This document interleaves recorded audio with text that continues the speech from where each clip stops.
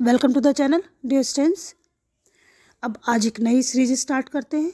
ये आपका लगभग 45 क्वेश्चंस का एक पैक है और आज फर्स्ट पार्ट है। 20 क्वेश्चंस डिस्कस करेंगे और ये है आपके फुटप्रिंट्स विदाउट फीट से। तो फटाफट से स्टार्ट करते हैं। तो फर्स्ट क्वेश्चन से स्टार्ट करते हैं। हाउ डिड ऑसिबल be full Max about the balcony. इस क्वेश्चन में जो हमें आंसर लिखना है, इस चीज़ को ध्यान रखना है कि जब उसने बी फूल किया तो वो सीधे सीधे उसका जो प्लॉट था उसने वही कमरे में नहीं उसने पूरा डिज़ाइन किया था। जब उसे वो कॉल आई थी तो उसको कहीं ना कहीं ये शक था कि उसके कमरे में कुछ ना कुछ प्रॉब्लम हो सकती है। तो उसने अपनी एक स्टोरी अपने माइंड में बना रखी थी बालकनी की, और तुम्हें पूरा वो किस्सा बताना पड़ेगा इन शॉर्ट। नेक्स्ट क्वेश्चन है, Griffin's brilliance as a man of science fades before his darker traits comment. No doubt जो ग्रिफिन था बहुत ब्रिलियंट था, लेकिन वो एज साइंटिस्ट तो हम कह सकते हैं ब्रिलियंट था, लेकिन अगर ह्यूमन बीइंग की बात करें, नॉर्मल ह्यूमन बीइंग की, या फिर वी कैन से कि सोशलिस्टिक पर्सनालिटी में, तो उसके हिसाब से वो सूटेबल नहीं था।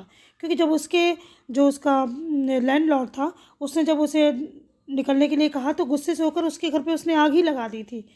तो उसके जो ये डार्कर ट्राइट्स थे, हमें यहाँ पर ये बताना पड़ेगा कि जो उसका ब्रिलियंस था वो कहीं ना कहीं फेड हो जाता था, धूमिल हो जाता था। वी कैन से कि उसके डार्कर साइड ट्राइट्स जो थे वो ज़्यादा उभर के आते थे बजाय इसके ब्रिलियंस के। नेक्स्ट क्वेश्चन है, what does Noodle tell think tank about the books. Noodle ने थिंक टैंक को बुक्स के बारे में क्या बताया। तो उसने 2 टाइप्स, और मुझे लग रहा है 2 टाइम्स या 3 टाइम्स उन्हें एक्सप्लेन किया था।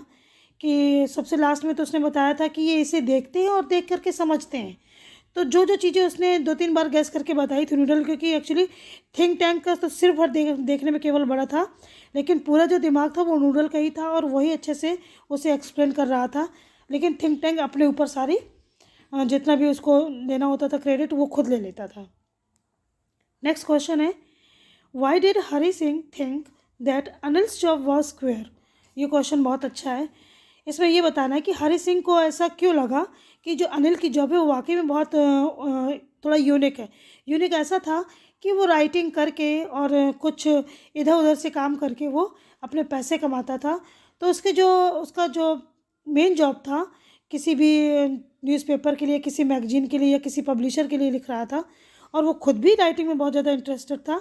तो इस जॉब को वो थोड़ा सा क्वेयर समझ रहा था। नेक्स्ट क्वेश्चन है, why did Horace डैनबी feel sure of his success in that years robbery. उसका तो काफ़ी बड़ा होमवर्क था इस रॉबरी के पीछे। और वैसे भी वो एक प्रोफेशनल था, तो जब भी उसे कोई रॉबरी करनी होती थी तो वो छोटी मोटी चोरी नहीं करता था। उसका ये था सीधा सा फंडा कि एक अच्छी सी रॉबरी करो और पूरा साल अच्छे से अपना स्पेंड कर लो। तो इस बार वो सोचा था कि मैंने इतना अच्छा होमवर्क किया है, अब उस घर में तो कोई है नहीं, तो उसे ये लग रहा था कि इस रॉबरी में उसे बहुत अच्छा सामान मिलने वाला है, जिससे उसकी इस ईयर की पूरी प्रॉब्लम्स सॉल्व हो जाएंगी। और उसकी तो एक अच्छी सी हॉबी भी थी, बहुत एक्सपेंसिव बुक्स को पढ़ना। तो सबसे ज़्यादा उसके दिमाग में यही पॉइंट था। नेक्स्ट क्वेश्चन है, विच करेक्टर,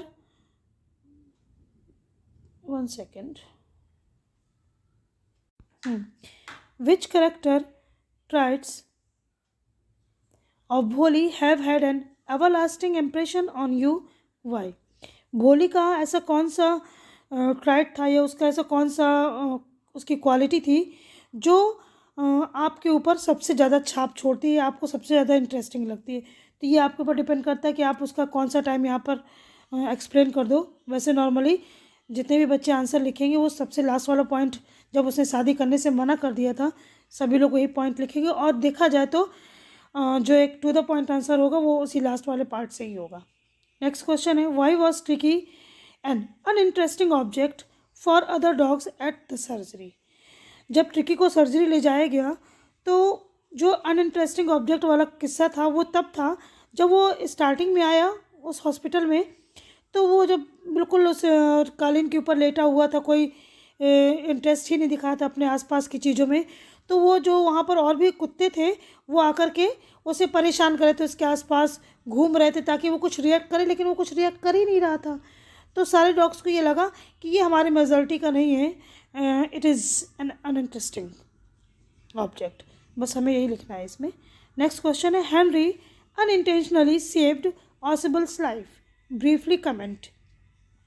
जो हेनरी है, हेनरी कौन था? वो वेटर था जो लास्ट पॉइंट में आता है और दरवाजे को नॉक करता है जब मैक्स इन लोगों को परेशान कर रहा था कि जल्दी से अगर पुलिस है तो उन्हें बाहर कर दो।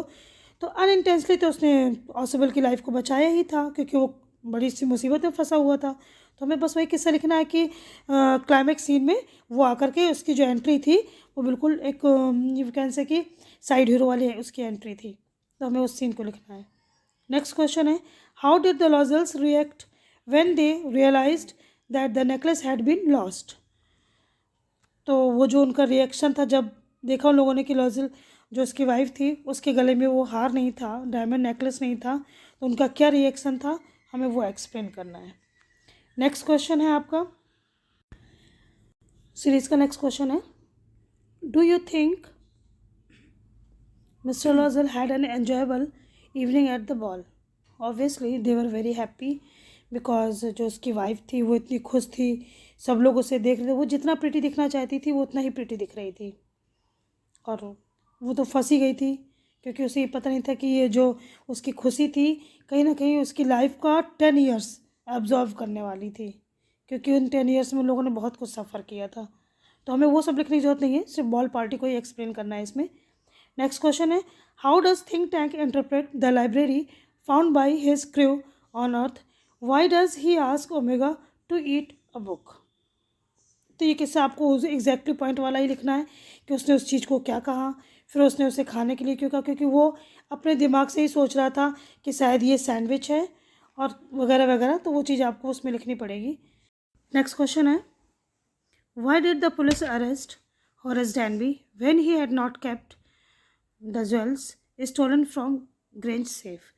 जब वो वहाँ पर चोरी करने गया तो उसने अच्छा बढ़िया बहुत अच्छा प्लॉट बनाया था पूरी अपने एक्टिविटी का, लेकिन रेड ड्रेस में जो लेडी थी वो इतनी ज़्यादा चालाक थी कि उसने पूरा प्लॉट ही चेंज कर दिया और ख़ुद ही उस घर की ओनर बन गई और उस ट्रैप में हॉरेस बहुत आराम से फंस गया और उसकी बातों में आकर के उसने सारा सामान लूट करके उसको तो दे दिया, सामान उसके पास बिल्कुल नहीं रहा, लेकिन उस लेडी ने पुलिस को इन्फॉर्म कर दिया और पुलिस उसे अरेस्ट करके ले गई। नेक्स्ट क्वेश्चन है what did Griffin the scientist do to escape after setting the fire to his landlord's house. उसने क्या किया जब उसने लैंडलॉर्ड के घर में आग लगा दी, तो आपको वो सीन क्रिएट करके लिखना है उसमें। तो वो तो टू द लाइन आंसर है आपका, उसमें आपको अपना दिमाग नहीं लगाना है, सीधे सीधे उसका प्लॉट निकाल के ही आपको लिखना है। नेक्स्ट क्वेश्चन है did एब्राइट have other interest beside science, mention them. वो जितनी भी उसकी हॉबीज़ थी, कलेक्शन फॉसिल्स का उसने कलेक्शन किया था, बटरफ्लाइज का किया था, और भी कई चीज़ों का कलेक्शन उसको बहुत अच्छा लगता था, तो आपको वो लिखना है इसमें। For what unusual reasons was Bholi sent to school. इस क्वेश्चन में नंबरिंग नहीं है, फिर भी मैं बता देती हूँ क्वेश्चन का मीनिंग क्या है यहाँ पर कि भोली को स्कूल में एक ऐसा कौन सा अनयूजुअल रीज़न था जिसके लिए उसे स्कूल भेजा गया था। वो अनयूजुअल रीज़न ये था कि जब वहाँ पर उनके स्कूल में प्राइमरी स्कूल का उनके गांव में इनॉग्रेशन हुआ तो वहाँ का जो तहसीलदार था उसने भोली के फादर को ये सजेस्ट किया था कि आप इस क्या कहते हैं इस गांव से आप एक ये बोल सकते हो आपकी एक रिप्रेजेंटेटर है वो पॉलिटिशियन के थ्रू फॉर्म में या फिर एक आप ये कह सकते हैं कि एक वॉलंटियर के फॉर्म में, तो उसे एक एग्जाम्पल सेट करना चाहिए कि आप अपनी बच्ची को पहले आप भेजिए स्कूल में। अब वो उसकी वाइफ उसे इसलिए परेशान कर रही थी कि हम अपनी बच्चियों को पढ़ाएंगे तो उनसे शादी कौन करेगा।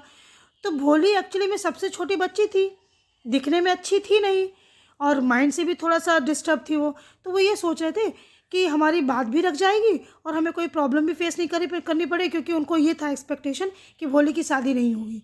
तो सोचे थे हम भोली को स्कूल में भेज देंगे, उसकी शादी होनी नहीं है तो हमें कोई प्रॉब्लम भी फेस नहीं करनी पड़ेगी, एग्जाम्पल भी सेट हो जाएगा। नेक्स्ट क्वेश्चन है how and when Matilda find the borrowed necklace missing.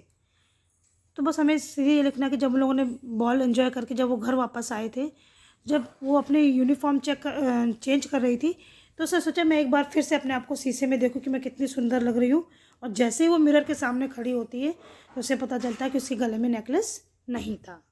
बस हमें, और ये मुझे लग रहा है मुश्किल से 4 या 5 लाइन में आपका पूरा आंसर हो जाएगा, बहुत ज़्यादा एक्सटेंड करने की ज़रूरत नहीं है। नेक्स्ट क्वेश्चन है the two boys stared in surprise at the fresh muddy imprints of a pair of bare feet. What did the bewildered boys observe while looking at the fresh footprints? पहली बात तो जो वो बच्चे जो इतने surprise से उन मडी इम्प्रिंट्स को देख रहे थे ग्रिफिन के पैरों के, तो ये तो आपका स्टेटमेंट है। क्वेश्चन इसमें ये पूछा गया है कि वो इतने भौचक्के क्यों थे। बेविल्डर्ड का मतलब यहाँ पर है कि इतना ज़्यादा वो ये कह सकते हैं कि एस्टोनिस्ड क्यों थे। तो वो वहाँ पर आपको ये बताना है कि जो उनका एस्टोनिशमेंट का जो वजह थी ये थी कि वो इम्प्रिंट्स धीरे धीरे गायब होते जा रहे थे, क्योंकि जैसे जैसे वो अपने पैरों को रख रहा था ग्रिफिन, तो जितना मड था वो पहले वाले इम्प्रिंट में ज़्यादा आया, फिर थोड़ा और कम हो गया और एट द लास्ट फिर वो गायब ही हो गए थे। हमें ये आंसर में लिखना है। नेक्स्ट क्वेश्चन है आपका, had Anil really forgiven Hari Singh? Support your answer with evidence. हाँ, उसने उसे माफ़ कर दिया था because he new very well कि अगर वो उसे सपोर्ट करेगा, मोटिवेट करेगा, तो हो सकता है कि अपनी ये गंदी आदत वो छोड़ दे। और सपोर्ट करना है आपको आंसर, तो आप वो वाला एग्जाम्पल सेट करोगे यहाँ पर कि सुबह जब उसके हाथ में वो जो 50 का नोट था जो उसने दिया था, उसे ऑफ़र किया था, तो वो अभी भी गीला था और कहीं ना कहीं हरी सिंह ये गेस कर गया था कि इन्हें पता है, लेकिन उन्होंने मुझे किसी भी तरीके से ये हिंट नहीं किया है कि वो जान गए कि मैंने चोरी की थी लास्ट नाइट। नेक्स्ट क्वेश्चन है, whose imprints did the two boys follow? Why were they charmed then? हाँ, तो वो किसके इम्प्रिंट्स थे? वो एक साइंटिस्ट थे जिसका नाम ग्रिफिन था, और वो उन चीज़ों को देख कर के इसलिए अट्रैक्ट थे कि पहली बात तो उस घर से जो आपके जो स्टेयर्स नीचे आ रही थी, वो फुटप्रिंट्स नीचे उतरते हुए, जबकि वहाँ पे कोई इंसान था ही नहीं, वो उस टाइम पर तो ट्रांसपेरेंट फॉर्म में था। तो अब वो इसलिए चार्म थे क्योंकि इस तरीके का जो ये कह सकते हैं कि जो एक्टिविटी होगी तो सबके लिए वो बेविल्डर्ड का काम करेगी, क्योंकि वहाँ पर कोई इंसान भी नहीं दिख रहा है और इम्प्रिंट्स भी बनते जा रहे हैं, और प्लस वहाँ किसी के पैर नहीं दिख रहे, लेकिन केवल जो मडी इम्प्रिंट्स थे वो बनते हुए जा रहे थे। तो आपको ये किस्सा लिखना है। नेक्स्ट क्वेश्चन है, what did a bright do for his 8th grade project? तो ये आपको उसी पैसेज में आंसर मिलेगा, आपको देखना पड़ेगा क्योंकि उसने बहुत सारे प्रोजेक्ट प्रिपेयर किए थे। 8th ग्रेड वाला जो प्रोजेक्ट होगा आपको हुबहू वही आंसर लिखना पड़ेगा और इसमें आपको बहुत ध्यान देने की ज़रूरत है।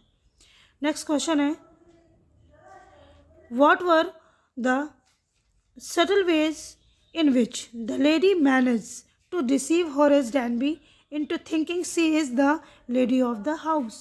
She was very cunning, we know very well. जो लेडी थी रेड ड्रेस में वो बहुत ज़्यादा कनिंग थी, और होरेस सोचा था मैं बहुत बड़ा रॉबर हूँ, लेकिन कहीं ना कहीं देखा जाए वो उससे बड़ी कलर थी। वो ये कह सकते हो कि she was like a fox, we can say. तो हमें यहाँ पर ये आंसर लिखना है कि जो उसने प्लॉट क्रिएट किया था कि मेरे हस्बैंड गए हैं और मुझे एक पार्टी अटेंड करनी है, मैंने अपनी ज्वेलरी, क्योंकि मेरे हस्बैंड कह गए थे लेकिन मैंने नहीं रखी है, लेकिन जब मैं नीचे आई तो मैंने देखा कि वो मेरा लॉक खुल नहीं रहा, कि can you please open this lock. तो वो कहीं ना कहीं इस तरीके का उसने प्लॉट क्रिएट किया जिससे उसको लगे कि हाँ ये वो लेडी है और इस घर की ओनर है, और उसने उसी की बातों में आ गया और ट्रैप होकर उसने सारा काम किया जो उसने उससे करवाया, और एट द लास्ट कल्प्रिट भी वही साबित हो जबकि वो कल्प्रिट था नहीं। So these are your 10-20 questions. Next 15 or 20 question we will discuss in the next video. Thank you so much.